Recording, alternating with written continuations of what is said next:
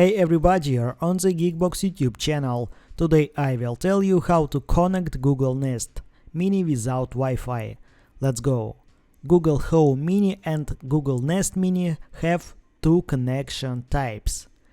The first type of connection is via Wi-Fi. The second type of connection is via Bluetooth.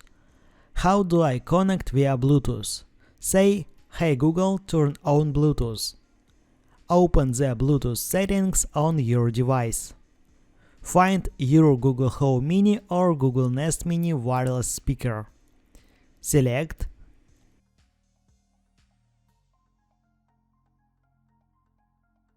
Pair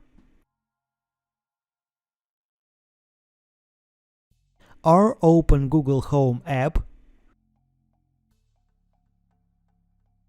Devices, select your Google Home or Google Nest Mini. Cast My Audio. That's it. Now you know how to connect Google Nest Mini without Wi-Fi. Thanks for watching. Please like and subscribe to the channel. Good luck and see you soon.